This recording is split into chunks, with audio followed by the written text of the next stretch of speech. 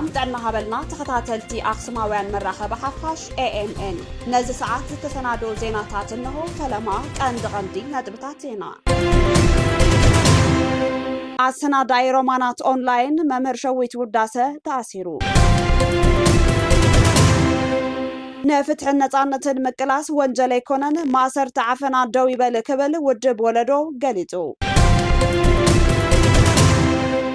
مخفات محبراوي قلقالوتات مس بوليتيكا زراخب يبلون إلهم منقست سراحتنياتات تمزابال حزب تግራይ بسنك قرب سباوي حجزات كاب ماكلات معقوبي يبتاتن كمزلو تفليتو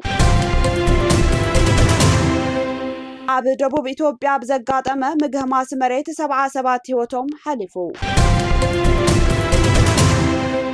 ዋጋ ነዳድን ምርግጋ ኣሜሪካ ኣብ ልዕሊ ሩስያ ዝነበረ ማዕቀብ ነዳዲ ብጊዜያውነት ኣልዒላ ናይዚኦምን ካልኦትን ዝርዝር ክስዕብዩ ሰናይ ምክትታል ኣሰናዳይ ሮማናት ኦንላይን መምህር ሸዊት ውዳሴ ተኣሲሩ ኣባል ውድብ ሳልሳይ ወያነ ትግራይን ኣሰናዳይ ሮማናት ኦንላይን መምህር ዩኒቨርሲቲ መቐለ መደባት ብምስንዳ ኣብ ኣኽሱማውያን ቴሌቪዥን ዘመሓላልፍ መምህር ሸዊት ውዳሴ ሎሚ 4 መጋቢት 2018 ዓ.ም ረፋድ ሰዓት 5 ፈረቓን ብፖሊስ ከተማ መቐለ ተኣሲሩ ተወሲዱ ኣሎ መምህር ሸዊት ውዳሴ ኣብ ዝተፈላለዩ መድረኻት ናይ ኣንጻር ወጽዓ ብምቅላስን ናይ ሕወሓት ኣካይዳ ህዝቢ ትግራይ መዋጽኦ ከም ዘይኾን ደጋጊሞ ብምግላጽ ዝፍለጥ እንትኾን ኣብ ዝቀረባ ግዜ ድማ ሮማናት ኦንላይን ዝብል ናይ ባዕሉ ዩቲዩብ ቻናል ከፊቱ መደባቱ በኣክሱማውያን ቲቪ እናፈነወ ከም ዝጸንሐ ይፍለጥ አንጻር ነፃ ፕሬስ ንዝንቀሳቀሱ አካላት ከም ዝቃለሶም ገሊጹ ምንባር እውን ዝዝከር እዩ ንማሰርት ሸዊት ውዳሴ መልኪቱ ድማ ውድብ ሳውት መግለጽ ኣውጽኡ ኣባሉ ክፍታሕ ጸዊዕ ኣሎ ኣቦ ወንበር ውናት ዶክተር ደጀን መዝገበ ነዚ ሓሳብ ዘራጉድ ኣነ ንባዕለይ ቀዳማይ ታርጌት የኔረ ክብል ኣብ ማሕበራዊ ፌስቡክ ገጹ ጽሒፍ ኣሎ ሎሚ ኣብ ማሕበራዊ ሚድያ ኣጀንዳ ኮይኑ ዝወዓለ እንትኸውን ነጠፍቲ ማሕበራዊ ሚድያ ፖለቲከኛታት ሰብ ሞያ ሚድያን ካልኦትን ከም ዝተኣሰረ ብምግላጽ ማእሰርቱ ብጽኑዕ እናኾነንዎ ይርከቡ መምህር ሸዊት 4 መጋቢት 2018 ዓ.ም ኣብ ሊባኖስ ሆቴል ኣብ ናይ ባዕሉ ስራሕን ዋኒንን እናሃለወ ከም ዝተወሰደን ናበይ ከም ዝተወሰደ እውን ክሳብ ሕዚ ዝተፈለጠ ነገር የለን نفتح نصانة مقلاس وانجل يكونن ماسرتن عفنان جوي بالكبل ودب ولدو قليتو نفتح مقلاس وانجل يكونن ناي سرعات لو تكهلو ناي قدنيو كبل بمخنيات ماسرتي ممهر شويت وداسة عبد صحاف ومقلتي عبد زحلفو عمتات حزب تقراي كبيد مكران صغاين احلفيو اتزخفلو كبر مسواتنتن زفسس دمن دما ما انتهلاو فتحنا ديمقراس نمبر حدا عفاناي سرعات بخالي عفاناي سرعات ويدما حدا ولقى ملاخي بخالق ولقى ملاخي نمتكا أينبرن اتزفتصم زلو بدل داوي بل كبل كونينو ኣብ ልዕሊ ሸዊት ውዳሰ ዝተፈጸመ ማሰርቲ ኣብ ትግራይ ዝተፈላልየ ሓሳብ ዘለዎም ዜጋታት ምዕፋን ይስፋሕፋሕ ከም ዘሎ ብግልጽ ዘረጋግጽ እዩ ብምባል ኣብ ትግራይ ኮንካ ንፍትሒ ምጥባቕ ንሰላም ምጽዋዕን ጉድለታት ስርዓት ምቅላዕን ከም ወንጀል ተቆፂሩ ማሰርቲ ዘስዕብ ምዃኑ ልቢ ዝሰብርን ዝሕዝንን ፍጻመ እዩ ክብል ነቲ ፍጻመ ዝነጸገ እቲ መግለጺ ድሕሪዚ እሽርሩ ኣይንብልን እናተባሃለ ዝውሰድ ዘሎ ዘይሕጋውን ጅምላዊ ስጉምቲ ኣብ ትግራይ ንዘሎ ኩለ መድያዊ ጸገማት መፍትሕ ዘይኮነስ ዝያዳ መከራ ዘስዕብዩ ህዝቢ ክጽየፎ ይግባእ ብምባል ኣተሓሳሲቡ ትግራይ ሕዚ ኣብ ዓብይ ወሳኒ ምዕራፍያ ትርከብ ብሓደ ወገን ዝፈረሰ ትሕተ ቅርጺ ዝተመዛበለ ህዝብን ብኹናት ዝቆሰለ ማሕበረሰብን እናሃለወ ብኻልእ ወገን ድማ መራሕቲ ሕወሓት ንውልቃዊ ስልጣኖምን ፖለቲካዊ ዕድመኦምን ከናውሑ ከብሉ ኣብ ዘየድሊ ንሕንሕን ባእስን ተጸሚዶም ከም ዘለው ኣነጺሩ እቲ ብጥሜት ብስእነት መድሓኒትን ብኩናትን ክሳብ መወዳእታ ዝተሳቀየ ህዝብና ሕዚ ድማ ብሰንኪ ስስዕ ስልጣን ውልቀ ሰባት መሊሱ ኣብ ስጋት ኩናትን ኣብ ስነ ልቦናዊ ዕጽዋን ክነብር ፈጺሙ ኣይግባእን ናይ ውልቀ ሰባት ፖለቲካዊ ቅርሕንቲ ካብ ድሕንነትን ህላውን ሓደ ህዝቢ ክቅድም ኣይኽእልን ህዝቢ ትግራይ እውን ኣብ ስልጣን ንሕንሕ መራሕቲ ከም መዋገይ ካርታ ንጅሆን ክኸውን የብሉን ክብል ገሊጹ እዚ ፖለቲካዊ ቅልውላው ንትግራይ ናብ ዝገደደ ውሽጣዊ ምስሕሓብ የእትዋ ስለ ዘሎ ህዝቢ ካብ ስቃዩ ዝገላገሎን ሰላም ዘምጽኣሉን መዋቕራዊ ለውጢ እምበር توسخ مفررحن ጸቕጥን ኣየድልን ከምዚልና ክንቀጽል ኣይንኽእልን ኩሉ ናይ ለውጢ ሓይሊ ምሁር ተጣባቂ ፍትሕን ሓፋሽ ህዝብን ብሓባር ኮይኑ ነዚ ዓፋናይ ኣካይዳ ክቃለሶ ግዚኡ ሕዚ እዩ ክብል ውድብ ወለዶ ትግራይ ጸዊዑ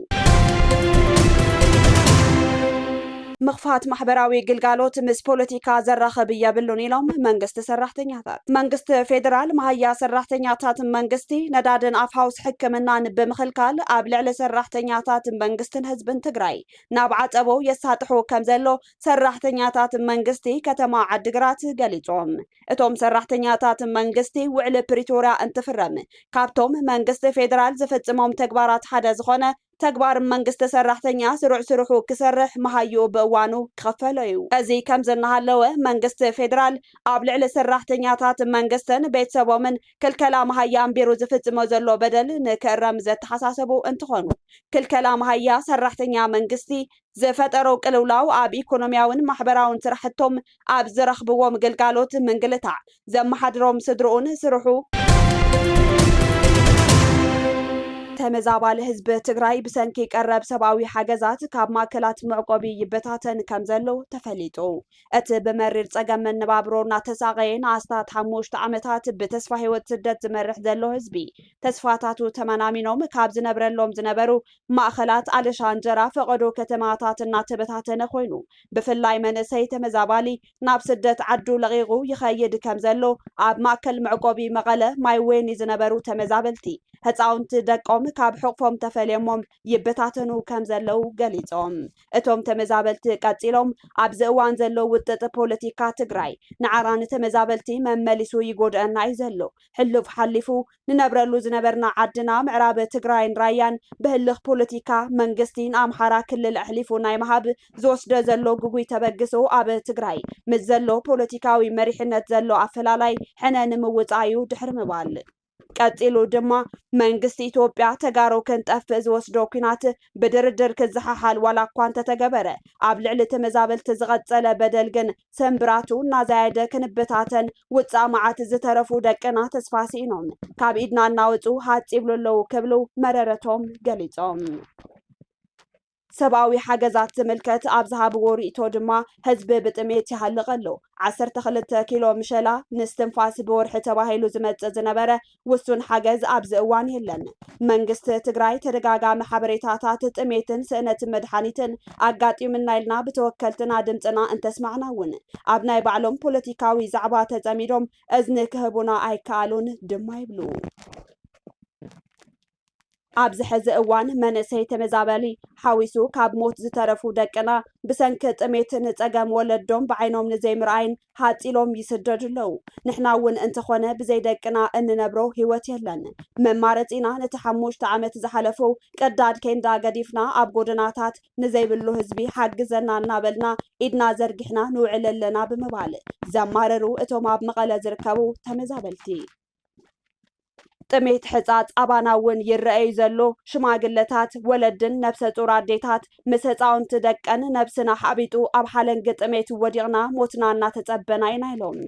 ጊዜያዊ መንግስት ትግራይ ኣብ ተመዛበልቲ ዘሎ ጸገም ኣይርዳእን ምባል ኣይከኣልን ተመዛበልቲ ናብ መረበቶም እንተዘይተመሊሶም ናብ ዝኸፈ ሓደጋ ከእትወና ይኽእል እዩ ከብሎ ፕሬዝደንት ጀነራል ታደሰ ወረደ 25 ለካቲት 2018 ዓ.ም ምስ ሓላፊ ቤት ጽሕፈት ኦቻ መቐለ ዲስትሪክት ኮሚሽን ሓደጋ ድልውነትን ትግራይ ኣብ ህልዊ ኩነታት ተመዛበልቲ ኣመልኪቶም እንትዝትዩ ዘልዕሉ ኮይኖም ተመዛበልቲ ህይወቶም ኣብ ስቃይ ይሕልፍዎ ኣለዉ እኹል መግቢ መድሓኒት መጽለልን ከታበትን የብሎምን ዝበሉ እቶም ፕሬዝደንት ኣብ ትግራይ ሓላፊ ቤት ጽሕፈታት ተሓባባሪ ቤት ጽሕፈት ምውሃድ ሰብአዊ ሓገዛት ውድብ ሕቡራት ሃገራት ዩኤን ኦቻ ኣይተ ሎጅኮ ፒተር በወገኖም ካብ ለገስተ ሃገራት ዝርከብ ዝነበረ ሰብአዊ ሓገዝ ደውታ ከም ዝገጠሙ ብምግላጽ ኣብ ባንክታት ናይ ጥረ ገንዘብ ሕጽረት ብምገጣሙ ንተመዛበልቲ ክንሕግዝ ኣይከኣልናን ክብሉውን ገሊጾም ተመዛበልቲ ትግራይ ኣብ ዝእዋን መድሓኒት ክታበት መግቢ ዝኣመሰሉ ናይ ቀረባት ጸገማት ብሰፊሑ ከም ዘጋጠሞም ቤት ጽሕፈታት ተሓባባሪ ምውሃድ ሰብአዊ ሓገዛት ውድብ ሕቡራት ሃገራት ዩኤን ኦቻ ኣይተ ሎክጁ ፒተር ኣረዲኦም ነዚ ተኸቲሉ እዩ እምበር ተመዛባሊ ህዝቢ ትግራይ ካብ ማከላት ምዕቆቢ ምግቢ አለሻ ዝበታተን ዘሎ ኣብ ደቡብ ኢትዮጵያ ብዘጋጠመ ምግህማስ መሬት 77 ህይወቶም ሓሊፉ። ኣብ ክልል ደቡብ ኢትዮጵያ ዞባ ጋሞ ብዘጋጠመ ምግህማስ መሬት ቁጽሪ ዝሞቱ ሰባት 70 ከም ዝበጽሐ ፖሊስ እቲ ዞባ ኣፍሊጡሎ። ሓላፊ ኮሙኒኬሽን እቲ ክልል ኣይተ ሃይለማርያም ተስፋዬ ብሓሙስ ኣማሾም ኣብ ዝሃብዎ መግለጺ ኣስከሬን 70 ሰባት ከም ዝተረኸበን 3480 ነበርቲ ከም ዝተመዛበሉን ሓቢሮም።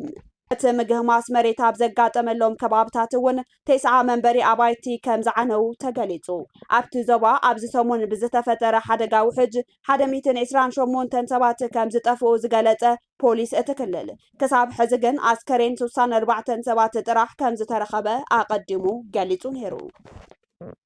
ኣብታ ዞባ ሓደጋ ምግህማስ መሬት ካብ ዘጋጠመን 3 ወረዳታት ጋጮ ባባ ዝተባሃለት ወረዳ ዝኸፍአ ሓደጋ ከም ዘጋጠማ ብምሕባር ኣስከሬን 59 ሰባት ከም ዝተረኸበ ሓቢሩ። ኣብቲ ዞባ ካብ ለካቲት 30 ክሳብ 2 መጋቢት 2018 ዓ.ም ሓያል ዝናብ ከም ዝወቕዐ ተገሊጸሎ። ኣብ ክልል ደቡብ ኢትዮጵያ ዝርከብ ዞባ ጋሞ ብተደጋጋሚ ብሓያል ዝናብን ውሕጅን ካብ ዝጥቅዑ ከባብታት ሓደ እዩ። ነዚ ስዒቡ እውን ኣብ ክልል ደቡብ ኢትዮጵያ ዝተፈላለዩ ከባብታት ዞባ ጋሞ ብዘጋጠመ ሓደጋ ምግህማስ መሬትን ውሕጅን ህይወቶም ንዝሰኣኑ ወገናት ኣብቲ ክልል ን3 መዓልቲ ናይ ሓዘን መዓልቲ ታውጀሎ። ኣብ 2016 ዓ.ም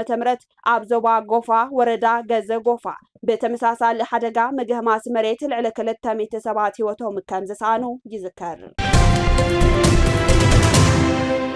ዋጋ ነዳዲ ንምርግጋዕ ኣሜሪካ ኣብ ልዕሊ ሩስያ ዝነበረ ማዕቀብ ነዳዲ ብጊዜያውነት ኣልዒላ። ኣሜሪካ ኣብ ዝተፈላለዩ ወደባት ነዳዲ ዘጻዕና መርከባት ሩስያ ዝተነበረ ማዕቀብ ብጊዜያውነት ምልዓላ ኣፍሊጣላ። ምምሕዳር ፕሬዚደንት ኣሜሪካ ዶናልድ ትራምፕ ከም ዘፍለጦ ውሳነ ኣሜሪካን እስራኤልን ምስ ኢራን ዝኣተወኦ ኩነታት ዋጋ ነዳዲ ንምርግጋዕ ዝዓለመ እዩ ክብሉ ይገልጹ።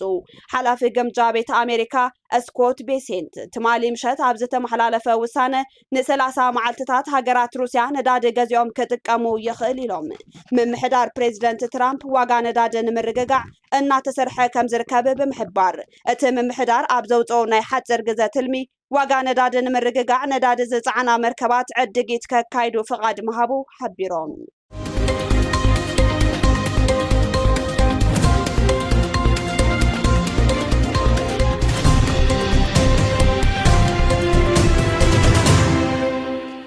ካብ ኣክሱማውያን መራኸቢ ሓፋሽ ናይዚ ሰዓት ዜናታት ክትከታተሉ ፀኒሕኩም ንምክትታልኩም ነመስግን ምስ ዝተረፉ መደባትና ሰናይ ግዜ